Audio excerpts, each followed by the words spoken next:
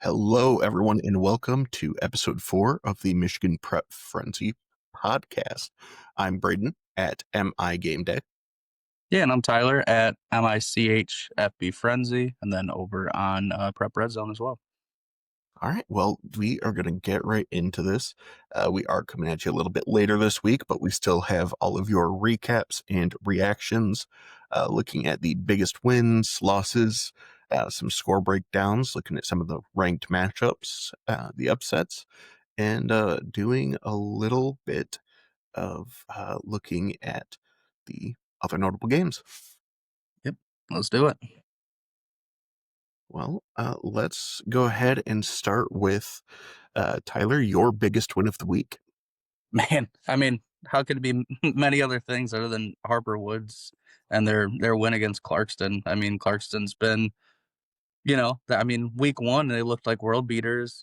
Handled Belleville the way that they did, and it kind of seemed like they were gonna be bell of the ball, and then just 1 week it changes so fast. But this is kind of how it goes. Yeah, I was pretty surprised. I thought that we would get a good game there, but was not expecting to see Harper Woods win. Great win for them. Leaves us with some question marks looking at Clarkston. Yeah, yeah, huge shakeup for for D1. I mean, just by itself, that was a team you kind of started to pencil in just after that one game, and they kind of proved that you probably shouldn't do that. But I mean, on the other hand, I mean, does this make Harper Woods? I mean, that's got to make them kind of just the favorite. I mean, I don't know of any other D4 team that could have went out there and beat Clarkston straight up. Yeah. Looking at the rest of the scoreboard, my biggest win for the week is Davison in their 23-21 win over De La Salle. This was, again, probably a bit too early to say it, but this definitely felt like Davison cementing themselves as a title contender here. They took Yeah, down a big name program, team that we had ranked number 4 heading into the game. And, obviously Davison, talented team, headed by Jackson Dosh, but uh, most people were kind of just penciling in De La Salle for that game. So big win really establishes them as a front runner heading into the rest of the season. yeah, yeah, and that was not a game that De La Salle wanted to lose by any means, because now the next three they get Orchard Lake St. Mary's, Toledo Central Catholic, and Detroit Catholic Central. So I mean, very realistic that they could go 1-4 to start the season, which is just insane to think about. Yeah, 1-4 and still be, potentially a top 10 team with a schedule like that. Yeah, yeah. So they definitely didn't want to let that one slip through. That was a huge opportunity to get points on a D1 team. That matters later in the season, as we've seen before. So, yeah, very, very crazy kind of shakeup that might have on both D1 and potentially D2 and farther. All right. And what do you got for your biggest loss of the week? Man, I I kind of said Grand Rapids South Christian and their loss to East Grand Rapids. I mean, EGR just got blown out in week one, 40-7. Um, South Christian kind of did what they're supposed to against Grand Rapids Christian, kind of handled them. And I was kind of surprised to see them get just completely shut out in that game and just lose it straight up. That was not one that I saw coming. Yeah, definitely a shocker there. Uh, on my side, I took Forest Hill Central, dropping a game to Portage Central 0-41.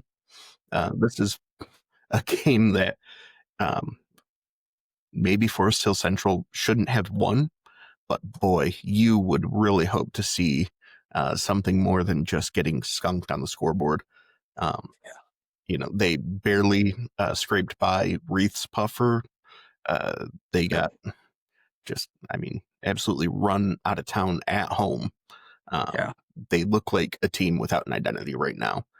They're talented, they're well coached, but there's clearly some pieces missing here. Yeah, yeah, no, I wasn't sure what to expect out of Forest Hill Central, but it certainly was not this kind of start, but yeah, that was a weird score, but man, Portage Central just continues to impress. I mean, they're just absolutely waxing teams the first 2 weeks, and teams that we thought would at least be solid, I mean, even if they weren't gonna be great, but to do this against East Lansing and now Forest Hill Central, that's 2 teams that are traditionally really good, so to do that, that's kind of a statement for them. Yeah, uh, great win for them. And definitely going to be uh, something that we keep an eye on going forward because, boy, they are off to a great start on their season. Yeah, yeah, good for them. Well, let's jump right into the week one scores. Why don't you take us away with our game of the week? Yeah, yeah, we got to go watch, Jackson Lumen Christie. That's my first time there. They came in with a huge 54-34 win over Notre Dame Prep, 2 teams that were in the state finals last year, and, you knew we're gonna probably put on a little bit of an offensive performance. I was not sure that I expected this, but, replacing Kadale Williams seemed to not impact Lumen Christie at all. Paul Sattler came right in and I believe ended with 5 touchdowns, which is just crazy, that they replace one guy with another guy that can go out and get you 5 touchdowns. So on the other side, it was on a kind of disappointing start for Notre Dame Prep. I mean, they kind of came out firing, scored on a screen, pretty early, and it looked like, oh man, we might have a battle here. And Lumen Christie got a turnover, and suddenly it was kind of off to the races, and Lumen Christie never looked back. Yeah, coming right out of the gate, scoring quick. Notre Dame Prep looked solid, but really they just couldn't get out of their own way. Um, No, had some trouble, keeping control of the ball. Couldn't really get anything going offensively after that first drive until we got into the second half. yep, And on the other side, like you said, Sattler just running up and down the field really couldn't be stopped, especially on the outside. Once he hit the edge, he just had that cutaway speed that nobody on Notre Dame side could keep up with. yeah, yeah. No, it was a complete like. I mean, the score looks a lot closer than it was. It was pretty much a complete domination. I mean, it was pretty good defense. I mean, it kinda got away from a little bit in the second half. Notre Dame started to kinda press and was able to get a couple of quick scores towards the end, but really a really good defensive performance on top of the offensive performance. So, yeah, all around really good win for them, and, yeah, I don't see why they can't, make another deep playoff run here. Yeah. Why don't you tell us about your game on Saturday? Game I Yeah. didn't get a chance to go to, but looks like you had a pretty fun matchup there. Yeah, yeah. What point? Yeah, another one with a lot of points. This one, Harbor Beach and Ottawa Lake Whiteford at Davison High School, which is kind of cool. It was cool to see that place. I tweeted it before the game, but for real, it felt like a playoff game. Like 2 small towns playing on a Saturday afternoon. It was a little bit chilly, kind of a weird, matchup between 2 teams that you don't normally see play. And playing at a kind of a bigger school. It felt like a, legit playoff game. It was a really cool atmosphere, and both stands were pretty packed for being smaller schools, but, Harbor Beach came away with a 43-14 victory over Ottawa Lake Whiteford, and man, they're super talented. I was kind of blown away. They had a quarterback who was also a linebacker, which you only see in, these D8 and D7 schools, but just big kid, looked like just country strong, was running all over him, but he had a pretty good arm and was able to get the ball out to Benson Harper, I think his name was. Um, just really good wide receiver. He had kind of a head tap in the end zone, and he had another catch that didn't count earlier in the game that he kind of fell out of bounds, but it was just an insane catch, whether he was in or out, just ridiculous. So, yeah, really good performance by them. It kind of maybe skews my vision for them a little bit. I wasn't sure about Harbor Beach. I know they've had some good runs here recently, but that was a really good performance against a team that's traditionally been really good as well. Next up, we had Harbor Beach and Ottawa Lake Whiteford, one that you weren't able to make it to on Saturday. But I talked about it a little bit before the game. It really felt like a playoff game. Kind of that chilly weather in the air. It was kind of, two small schools kind of meeting up at one of those bigger schools. Just kind of had that playoff vibe to it, and it was really cool. Um, I came away really impressed with Harbor Beach. Just really dominant up front. And they had a quarterback who also played linebacker, which you don't see too often except for at those lower levels. But just huge game for him on the ground. Just kind of run it up the middle, was able to, bounce off tacklers and get in the end zone a couple times. And he was able to throw the ball a little bit too. They got a wide receiver named Benson Harper who was able to kind of head tap a guy, in the end zone one time.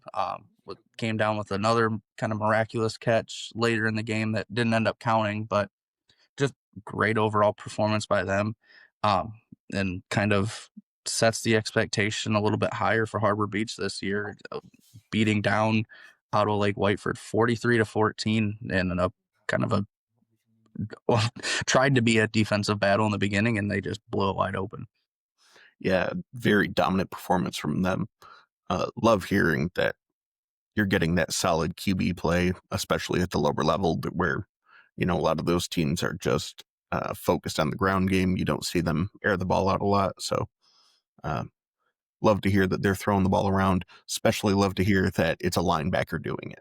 Yeah, yeah, no, he was bouncing off guys and standing in the pocket. Guys were hitting him, and he was just taking it and was able to deliver balls anyways. So yeah, huge game by him, both on the ground and through the air. So Yeah. All right. Well, that's it for games we went to. Let's go ahead and jump into the ranked matchups, starting with probably the uh, most controversial game that we have on the docket, and that was number one Cass Tech 31, number 14 Granville 28 in overtime. yeah, yeah, sounds like kind of a weird situation there. Seemed like the game was really fun though. I mean, like kind of back and forth, really interesting battle. Um, but yeah, tons of talent in those ones. But yeah, kind of it's hard to get a straight story on what happened unless you were there. The story that I have here Mhm. was there was a snap and a whistle on the initial field goal attempt, and a ton of confusion there. Um, the ref noticed the kicker had no mouth guard, which was a 5 yard penalty. And it said after much delay, Granville lines up again, and the kicker is sent to the sideline, assuming he had to sit out one play. In all the confusion, sticks were somehow moved back an additional 3 yards. Granville had no timeouts left and had to go for it. They came up a yard short of picking up the first down, clocking the ball and attempting a game winning kick. So lots there, but kind of crazy. Um, if that's true about not having a mouth guard, I mean, we're at the varsity level here. You know that's penalty. That's always been a penalty, always going to be. So if that's accurate, but also a shame that maybe sticks got moved, things got kind of lost in the confusion. So all around, not a fun way to end a game that, by all accounts, was great. I mean, overtime game between two really high level teams from kind of opposite ends of the state. Yeah, great game. We saw one of the Mr. Football front runners in Tank Terry have himself a great game, even against a pretty vaunted defense. Cass Tech, on the other side, was able to move the ball around pretty easily.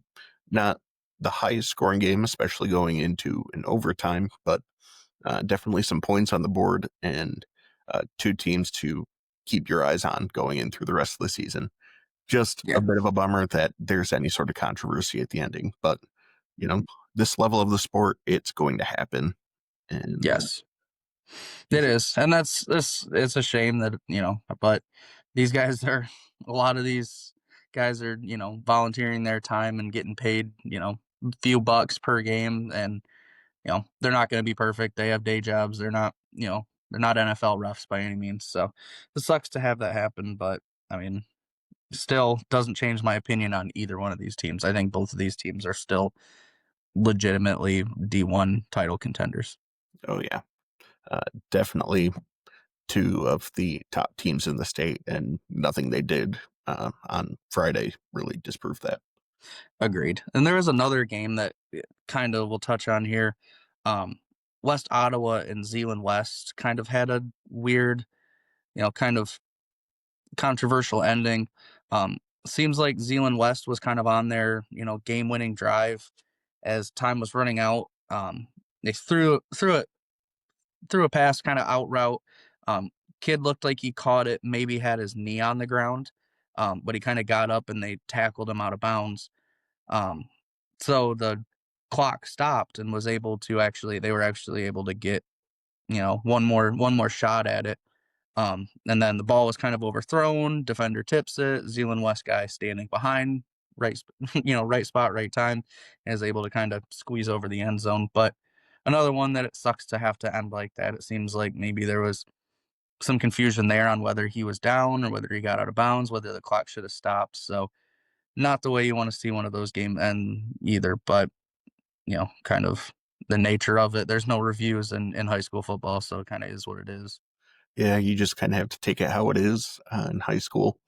Um, Another one of those where it's a bit of a bummer that there's any sort of disagreement on the end, but great game by West Ottawa. Zeeland West, one of the top teams in our rankings. We've got them, I believe we had them at 21st for this week, maybe 22nd, but Yeah, um, definitely a high level team, and West Ottawa giving them all they could handle. yep, Uh, you don't love to see it end this way, um, but great play by them. Players doing what they can within how yep. the game's called.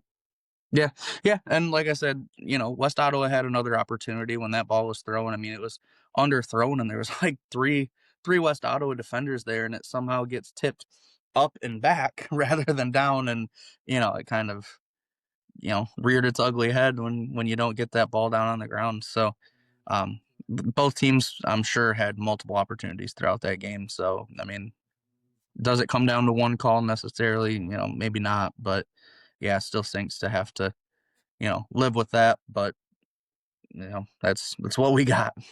Yep. Classic coach speak. You got to be better than just one play making the difference. Yeah, Um, absolutely. and I mean, coaches have to be having a field day with the ending of that game, just drilling it into their heads after that. You got to bat the ball down. That's, Yeah, yeah, an interception is fun, looks cool, great highlight, but end of the game, you got to just bat the ball down. yeah, yeah. No, I mean it cost them. It did. Let's go ahead on to another game we kind of touched on already. Number 12, Davison, 23. Number 4, De La Salle, 21. Um, this was, a pretty uh, excellent game. Um, Really tight contest, which is what we were expecting. Yeah, Couple of solid teams that have a lot of season ahead of them, but as you had alluded to, De La Salle with just a nightmare of a schedule coming up. yeah. Yeah, no, it doesn't get any easier. I mean, that Catholic League, it's gonna be a gauntlet. You're gonna be tested against some of the best teams, not only in the state of Michigan, but a couple of the Ohio schools as well are tough. Hmm. So, yeah, really tough there. Um, Davison moves on to play Traverse City Central. So, I mean, both still got to keep up on things. So, two teams that, again, like I said, had pretty high hopes for the rest of the season. So, about what I expected out of these two. Yep. All right. Well, next we have one of my favorite rivalries in the state. That's number 13 DeWitt, 44, number 41 Mason, 37. Uh, a lot more of a high flying points heavy game than we had expected.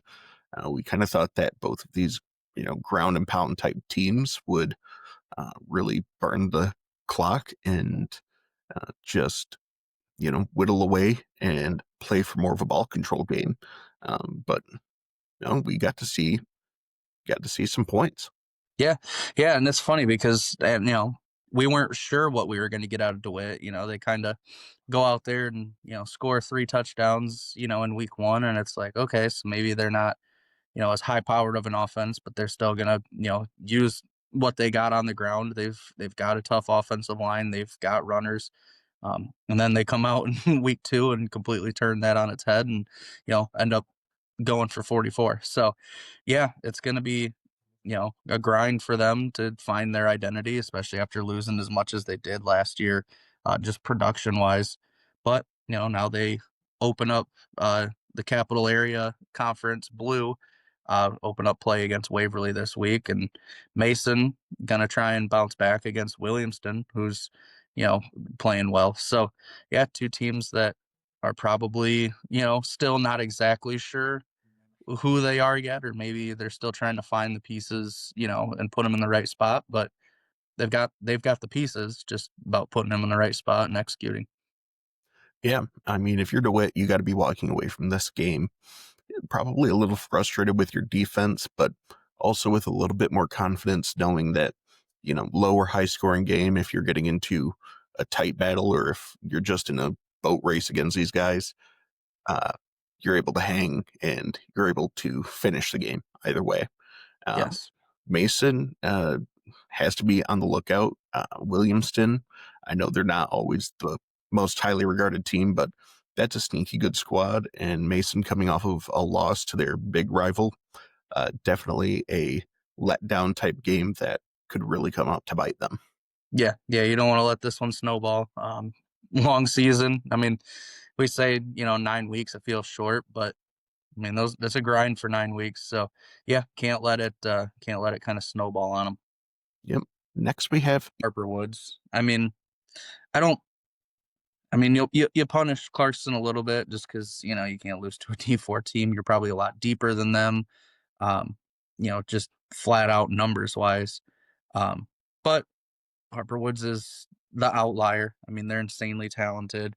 Kind of proved that when Nate Rushlow and that offense is humming, I mean, they're going to be tough to beat. I mean, Goodrich, Unity Christian, Divine Child, Freeland, Portland, like those teams are really good in this division. I don't think any of them beat Clarkston straight up. Like, I still think this makes Harper Woods just the team in D4. I'm with you there. Nate Rochelo, one of the best QBs in the state. Yep. For Clarkston, you got to be shaking your head after this one. Uh, doesn't matter how good the D4 team is. If you consider yourself one of the top D1 teams, you can't be dropping this game. Yeah. And on the other side, Harper Woods has to be loving all the playoff points they accrue from this one. And Carson's going to win a lot of games against D1 teams the rest of the year and that OAA. So, yeah, they're going to be sitting pretty in playoff points wise. So, but now Harper Woods that's another big opportunity. You can't look back now because now they've got Groves up next. So that's no easy feat. And then Clarkston opened up their conference against Oxford this week, and they've got to somehow bounce back against a team like Oxford, which always puts up a fight. Yeah. And speaking of Oxford and Groves, we have number 37 Oxford with 24, number 17 Birmingham Groves 17. This Yeah, was a big win for Oxford. Um, they are 2-0 against Groves all time. This is uh, the last game that they have before they kick off against Clarkson in the OAA. And Groves, on the other hand, comes off this loss, coming up against a clearly pretty feisty and confident Harper Woods team. yeah, yeah. This is going to be a dogfight for them. I mean, I don't think Harper Woods is going to go away at all. I think they're too talented. I don't think you're just going to go out there and beat them. Especially playing with the confidence that they are. If that offense starts clicking, I mean, it's gonna be tough sledding against them. So yeah, looking forward to seeing how Harper Woods kind of backs up their performance this week. Yeah.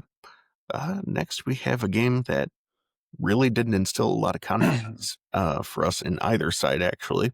That was number 22, Mona Shores 16, number 23, River Rouge 6.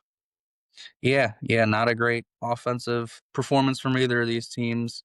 Um, they're gonna both have to kind of collect themselves because now Short's plays Hamity. They should be able to go out there and, kind of get right against them. And Rouge is going to be playing Toledo St. John's Jesuit, who's 0-2. They're going to be hungry. They're not going to, they're going to put up a fight. So, yeah, just weird game. 16-6, just an odd score for two teams that we had, ranked pretty highly coming into the season. It just didn't instill a ton of confidence. I wanted to see Mona Shores go out and, beat the brakes off this team, or River Rouge go out there and just handle business against a, depleted Mona Shores team. Yeah, didn't get that from either of these teams. So, yeah, just still not sure what to do with either of these teams. Yeah, didn't really give us a whole lot of information after this one, other than both of these teams are dealing with their own struggles on their own sideline. Yeah, It'll be interesting to see if either of them can start to clean things up and get themselves, and right the ship, yeah, so to speak, before we get too deep into the season. yeah, 100%. All right, next we got number 19 East Kentwood 43, number 21 Byron Center 14. Yeah, yeah, 0-2 to start. For Byron Center coming off a state finals appearance. It's two good teams, and Hudsonville and East Kentwood, two, you know, tough teams that are, Yeah, bigger than them. So that's tough. But I mean, it seems like Cade Kaufman, East Kentwood just are humming on offense and have just been able to put it all together. And they'll kick off, OK Red play against Jenison. So very good opportunities for them to start 3-0 for the first time since 2017. So great start for the Spencer era there. And Byron Center hosting Hammond Morton from Indiana, who, coming into the game 2-1. This is as much of a must win as anything, especially with, week 4 next week against Muskegon. Like, you don't want to start 0-4. This is just, you can't do it. So, yeah, gonna be feeling like a must win. That there's gonna be a lot of pressure on them to go out there and get a win. yeah, tough start for Byron Center. Neither result really surprising, but still, you hope that you can hit the Mercury's go 1-1 in those games, especially coming off that trip to Ford Field. Uh, Yeah, Starting out 0-2 is rough. Um, like you said, they've got that big matchup coming against Hammond Morton. On the other side, Cade Kaufman looking like, he has really earned his Michigan State offer. Uh, yes, Out there with East Kentwood, that offense is just clicking. Like you said, the Spencer era. First year was pretty solid. Second year, they're looking like a real competitor. And a couple more games like this, and they're just going to be one of the big buzzsaws of the season.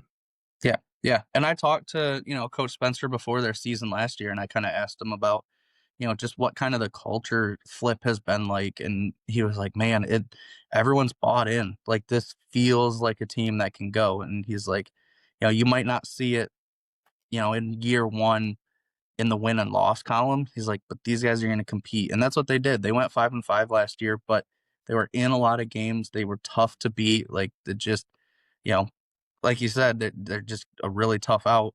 And now you're starting to see it result in wins. And that's a huge kind of confidence builder for them. But yeah, Coach Spencer talked about it last year, and he kind of saw the vision, and looks like he's kind of seeing it through right now. Yeah. Next, we have another team that not surprising to see they're starting out 0-2, but definitely not where they wanted to begin. That's number 28 Muskegon 26, number 20 Rockford 30. Yeah, yeah, big win for Rockford. I mean, avoiding starting off 0-2, again, starting off against two really good teams, Saline and Muskegon, but kind of avoids that disastrous start. But Muskegon starts 0-2 for the third straight year, which is very bizarre. I mean, in 2023, they ended up winning the state finals and it didn't matter. And then 2024, they came up short in a couple of games that they were in, one score games, and suddenly they missed the playoffs entirely. So, they play Garfield Heights in Ohio.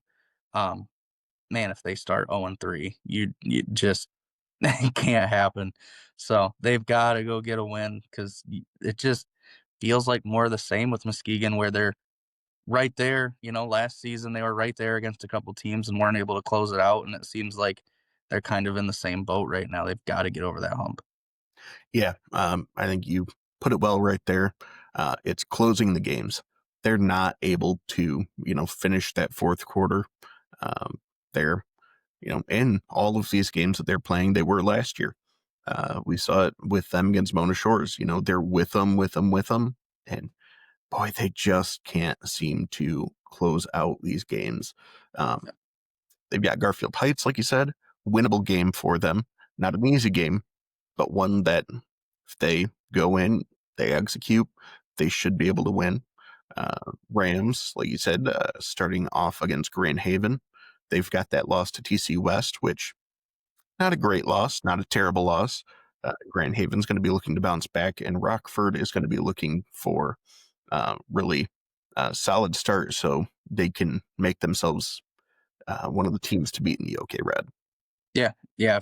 I mean, everything is still in front of them. I mean, the week one loss doesn't kill you. I mean, that's a team that we'll likely see later in the season. Um, but yeah, just get off to a hot start. You control your own destiny still. Yep.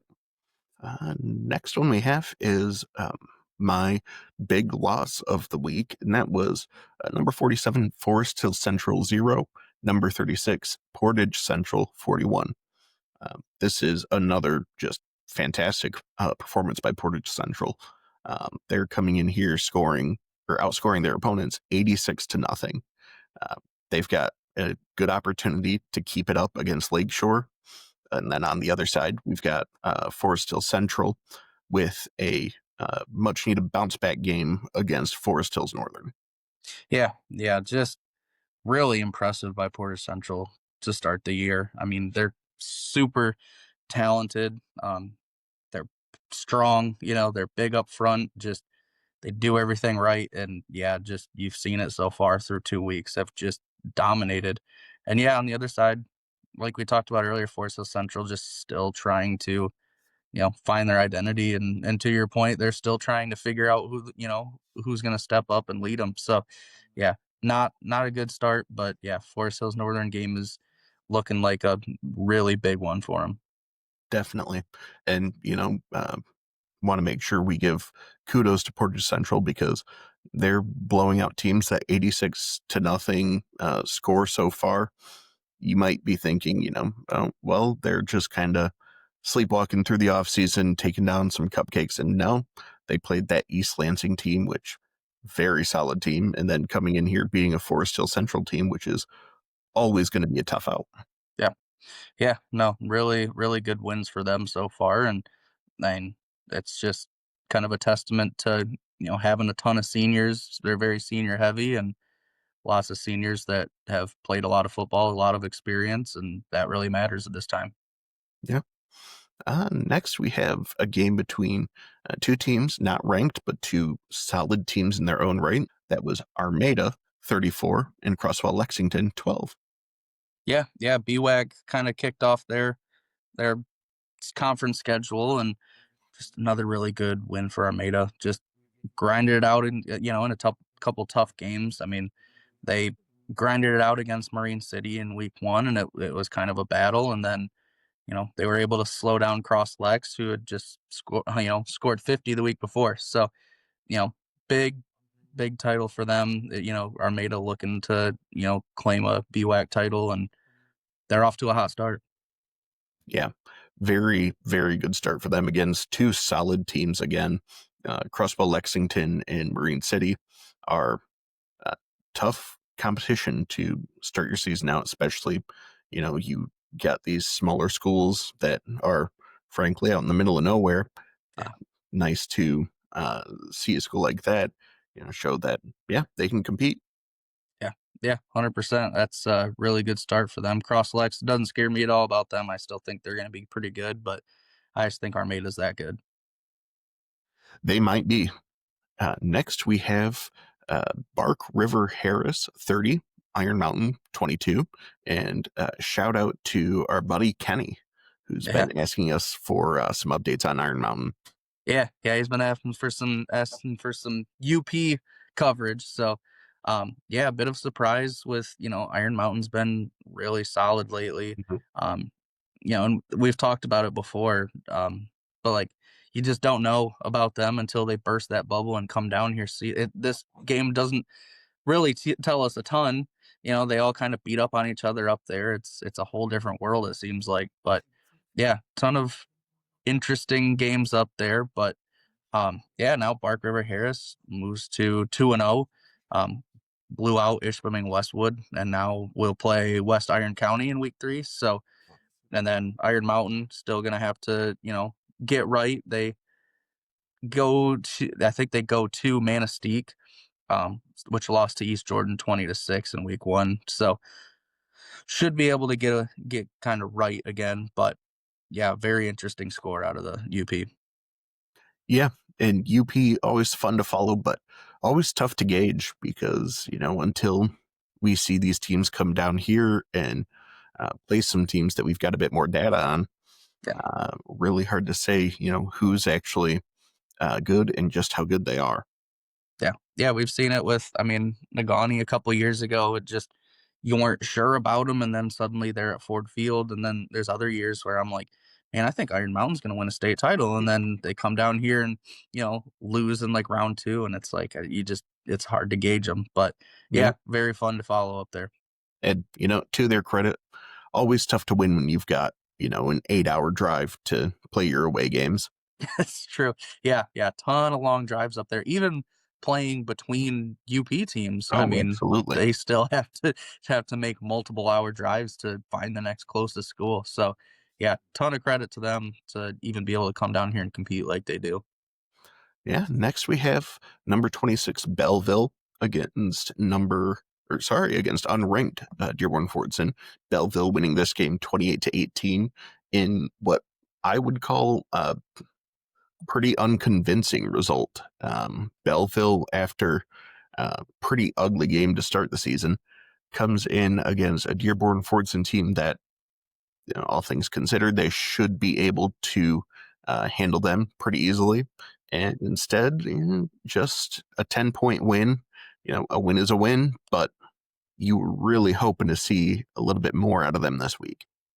Yeah, yeah, the Tigers just nothing convincing yet. I still think that they're trying to find their identity, especially offensively. I mean, the Bryce Underwood effect has been real, and people are probably sick and tired of hearing about it. But I mean, this is the story with this team right now. It just and they're young. I know they've only got a couple seniors starting right now, but it just a lot of these kids, even though they're not seniors, still have played on varsity. So I'm not sure I buy it completely, but yeah, very interesting to see if they're going to be able to, kind of get the cohesiveness that they're looking for, or if they're just gonna kinda be middling the rest of the season. Yeah, uh, definitely concerning that we can't see them pull away a little bit more. Um, you know, like you said, we hate to hammer on the Bryce Underwood effect, but boy, when you lose the number one player in the country, you feel it. Yeah. Yeah, they're feeling it right now, and they've gotta get right next week, see if they can, take on Livonia Stevenson, and, on the other side, Fordson gonna get a 2-0 Franklin. We'll see about that. I mean, that's might be a winnable game for them too. So, season isn't over for either of these teams, but yeah, very interesting, like you said, almost just non-convincing for either of these teams really, but we'll see what happens. Yep, they've each got their own Livonia teams to take on next week, so should be fun to watch. Yeah. Uh, Up next, we have number 48, Frankenmuth, 21, Swan Valley, 14. Yeah, yeah, another tight battle for Frank and Moose. I mean, the last time that, Swan Valley was able to kinda nip Moose was 2019, so, they thought it was, maybe a little more of a gimme than it was, but Swan Valley's, putting up a fight, but now they'll kinda get, you know, a pretty big confidence booster for Frankenmuth. They get Alma this week, and Swan Valley's gonna have to play Freeland, and that's not a fun battle for them either. So, that whole area, just a lot of fun football. Frankenmuth, Swan Valley, Freeland. That's a fun little area to follow. So it'll be interesting in that that Freeland Frankenmuth game could mean a lot more this year. Yeah, always a fun game to kick off the season there, and Yeah, definitely one that's going to mean a lot this year. yeah, for sure. Up next, we got number 42, Grand Rapids Northview, 23, Vicksburg, 21. Yeah, yeah. I just don't know how to feel about Vicksburg, but they kind of got my attention. I mean, they were able to kind of beat down on Matawan and then nearly eclipse Grand Rapids Northview. Um, going to be interesting to kind of follow them in the Wolverine Conference this year. They open it up against Plainwell this week, so we'll see what happens there. And Northview just keeps winning. I mean, they just find ways, and that's really good for them. I mean, they're winning games that they didn't used to, so really good kind of growth for them so far. Yep, really interested to see how they handle this scrappy Sparta team coming in at 2-0 on week Hmm. 3. And like you said, they're kicking off play on the other side against Plainwell. Um, should be good barometer games to just kind of see where these teams at. A couple of get right or a couple of games to get themselves figured out as you start the season. Really goes for all teams that we can start to see some more identities coming together for these squads and Yeah, actually get some you know relevant and understandable data coming out. yeah, yeah. As they get into conference play, I think this is gonna start to kind of ramp up what we know about these teams. All right, up next we have a good old rock fight. Hudson 8, Ida 3. Yeah, yeah. Both been really good in that area for a little bit here. Um, Two very different wins for Hudson so far. They were able to blow out Fowler 44-8, and then they go out the next week and score 8 and still end up winning. So pretty impressive, actually. I mean, that's you got to be able to adapt and win in a variety of ways, and they've shown the ability to do that. So Hudson continues conference play against Onstead next week. So we'll see what happens there. And Idle gonna try and bounce back against an 0-2 Hillsdale team that they should handle. Yeah, still can't get over that week 1 win against Fowler from Hudson. Just totally unexpected. And Yeah, following a game like that, I just got to feel good about their defense at least.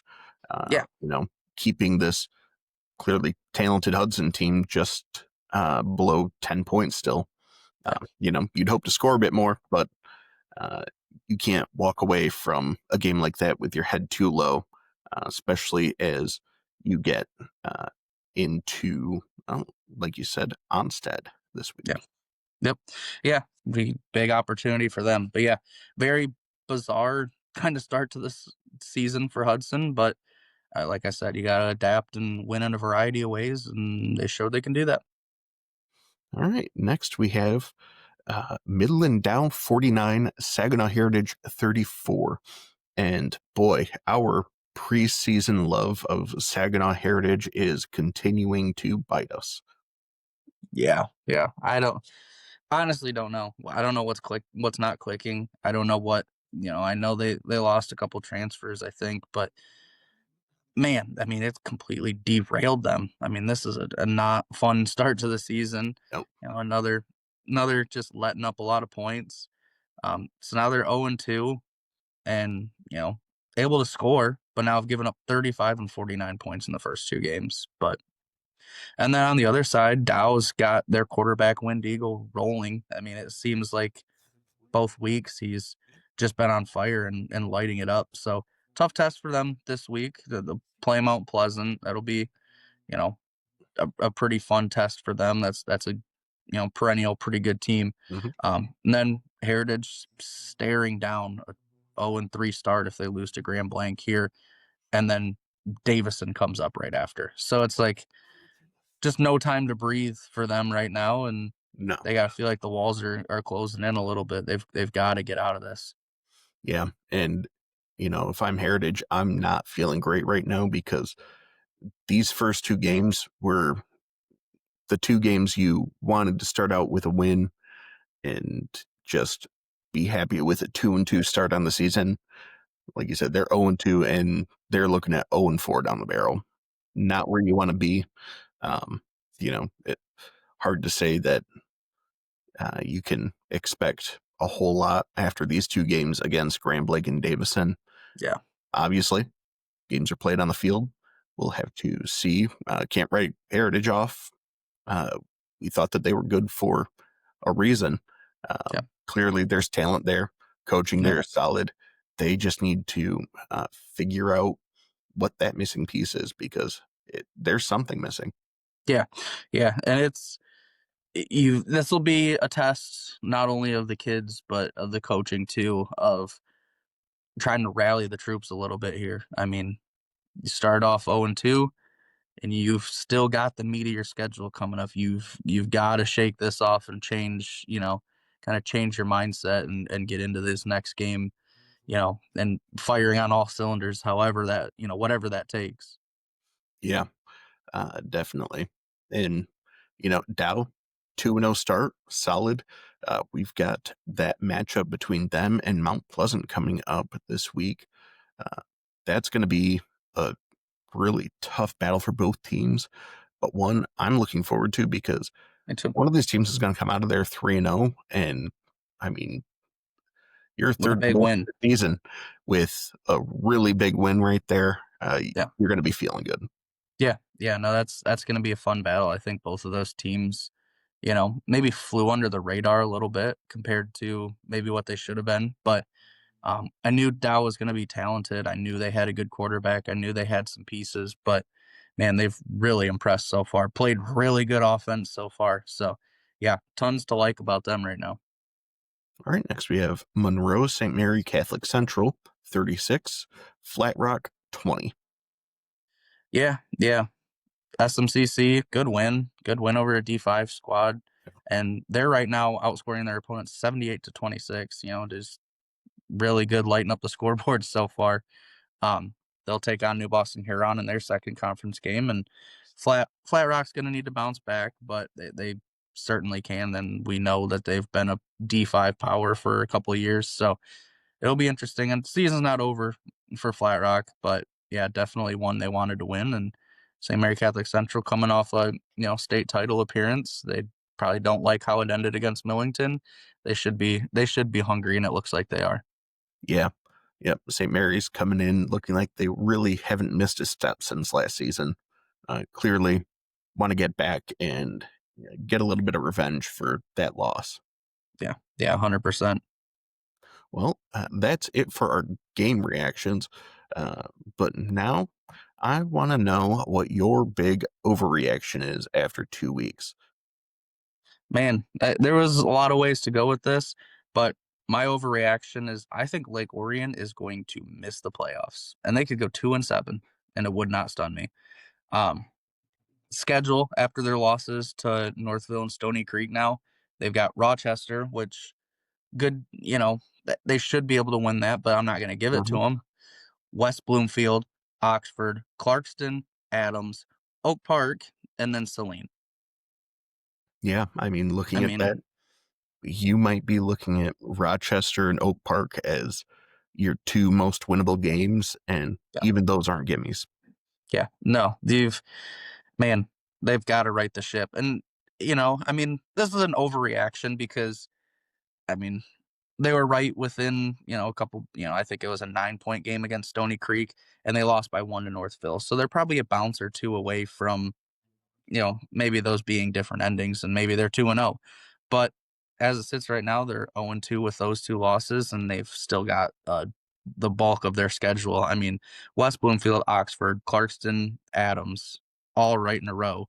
Then you get Oak Park, and then you end it with Saline, which maybe at that point your playoff future depends on beating them, and you don't want to be in that situation in week 9. So yeah, I mean, it's probably a bit of an overreaction, but it's very possible right now. Yeah, definitely. It's an overreaction for a reason. They're still firmly in control of their own destiny with that schedule ahead of them, but boy, that's going to be tough. Yeah. For me, my overreaction is Harper Woods is a lock for Ford Field. We've got Nate Rocheleau just absolutely cooking with this team right now. They were able to take down a Clarkston team, which, frankly, for as talented as Harper Woods is, Clarkston is just as talented and way deeper. Yeah. Being that much larger of a school, for them to come in and handle them with relative ease, I think it bodes very well for them. And I think that, whether or not they win it all will be Yeah. tough to say, but I don't see how this team doesn't at least blindly trip their way into Ford Field with an offense like this. Yeah, agreed. I mean, I keep kind of thinking about and dreaming about a potential matchup between them and Divine Child with Oh, Drew Sheridan over there.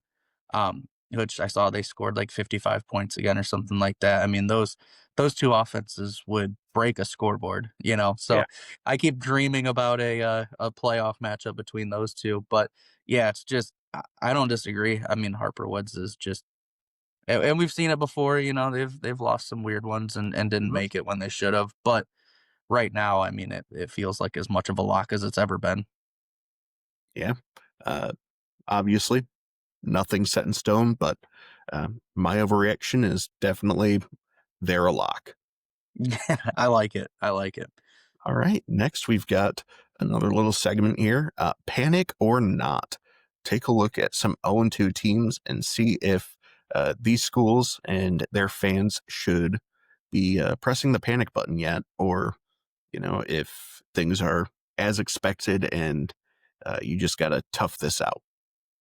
Yeah, yeah. No, there's a handful of these that I actually didn't even realize they were 0-2 until went and looked. All right. Start off with Byron Center. Um, I don't know if panic is the right word. I don't know if you want to mash the button quite yet. I mean, those are two losses. They lost to Hudsonville 27-21 and East Kentwood 43-14. Maybe week 2 makes you panic a little more getting Mm, blown out versus, you know, kind of competing with and giving all they can handle to Hudsonville. Um, so maybe you don't mash the button, but you got your hand over the button right now. I mean, this is, you know, not a team that wants to start 0-2 coming off of a trip to Ford Field, and they lost a lot, and people were kind of questioning if they were going to be able to, you know, kind of back it up, and you still want to do that. yeah. I'm right with you. I'm not sure I'd be panicking quite yet because this is high level competition, but boy, you're not feeling great. Um, like you said, the loss to Hudsonville, honestly, you're going to be leaving that game disappointed, but not upset because you had a really tough battle after really losing a lot in the offseason. A lot of Yeah. seniors graduating. Um, that team was very talented last year, clearly, Mhm. and definitely had potential heading into the season, and had to be leaving that game feeling pretty confident. But man, after that loss to East Kentwood, uh, I mean, nearly 30-point loss, you have to start. You're not pressing the panic button, but you're inching towards it. Yeah. Yeah. No, not a very, you know, reassuring feeling. You know, you almost feel reassured after week 1. It's like, okay, hung in there with Hudsonville, bigger school, coming off a Ford Field run of their own. You feel all right. Man, the East Kentwood just going out there and running up and down the field on you, that can't feel too good. So, yeah, they'll have to bounce back. And like I said, they've got an out of stater coming to town, and then they kind of open up conference play with Muskegon. So I think the next 2 weeks we will reevaluate if they're ready to panic or not. All right. Next, we have East Lansing. They've got losses to Portage Central, 45 nothing, and Hudsonville, 37-6. After being outscored 82-6 through their first 2 weeks, I firmly believe it is time to panic. Um, this is a team that, they came in as a top 40 team, one that we expected to see compete, maybe even, make a good deep playoff run. And um, a loss to Portage Central, not terrible. Losing 45 to nothing is ugly.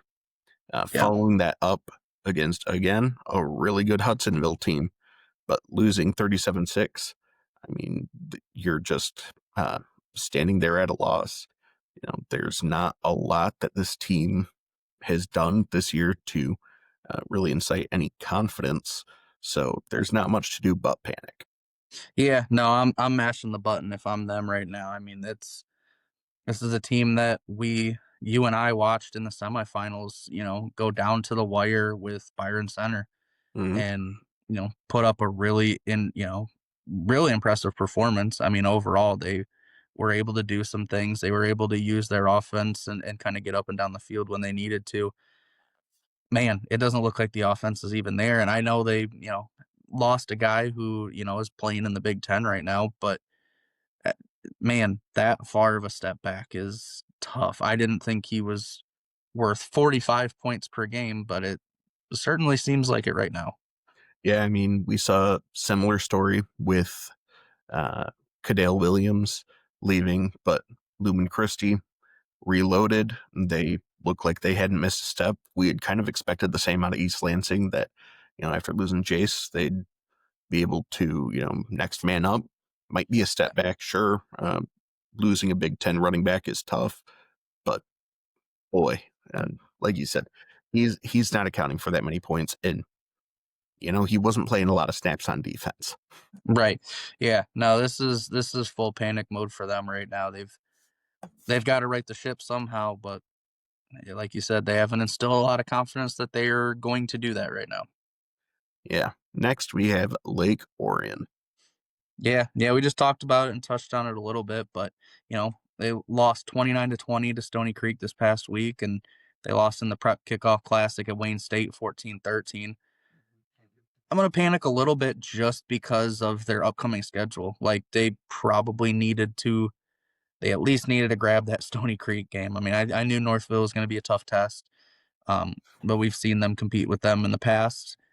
That one goes either way. So sure, cut your losses there. But boy, this is not a fun schedule that they've got coming up. And like I said, they've got Celine, kind of hunting them down at the end of the season after they finish up, conference play. So if that's the game that you have to hang your hat on, and like we've got to win that in week 9 to get in the playoffs, that doesn't make me feel very good. No, definitely. Being 0-2 and staring down at your conference schedule ahead with as nasty as that's going to get, you definitely needed to win at least one of these. And, Northville, solid team, respectable loss, not what you want, but you understand it. But for a team like Lake Orion, they need to be uh, feeling like they can beat Stony Creek, Yeah, especially if they're going to have any chance at the playoffs. yeah, yeah. No, not a good way to start the season. 0-2. Like I said, lost to a good team and a team we're not so sure about. And yeah, I don't feel good about hanging your hat on going through and, running a gauntlet like that and getting yourself in the playoffs. So need a couple impressive performances here the next couple weeks. Definitely. Next, we have Lansing Catholic, a state finalist from last year, but coming in with losses to Williamston and Olivet. Two solid teams, but the concerning part is losing 46-14 against Williamston and 34-10. Just not looking competitive in these games and looking down a real gauntlet coming ahead with Charlotte, Portland, and Guamo Westphalia. You're you're probably pressing that panic button a little bit. Yeah, yeah, no, that's another team that kind of made it to Ford Field and has taken a pretty hefty step back. And that seems to be kind of the trend this year. Usually you see a team that makes it to Ford Field and they're kind of at that level for at least a couple years. You get a good sophomore class that, builds upon it, gets to their junior year, gets to Ford Field, gets back their senior year. That's when it looks like people get there and it just, kind of dropped off. So kind of a weird trend that we've seen so far this season. But yeah, not a, it was kind of worst case scenario to start 0-2 against two, solid teams.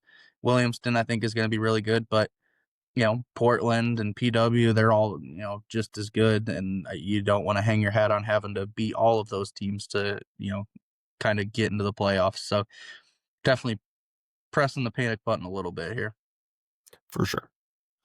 Muskegon, they are coming off of the loss to Granville, 44-40, and Rockford, 30-26. For me, I'm not necessarily looking to press a panic button for this season.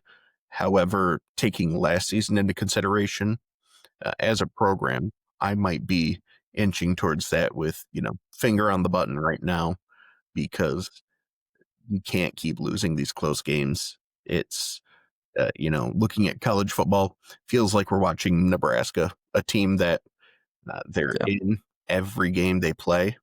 Yep. They clearly have a lot of talent. They're able to compete with anybody, but they're not able to finish these games out. Yeah.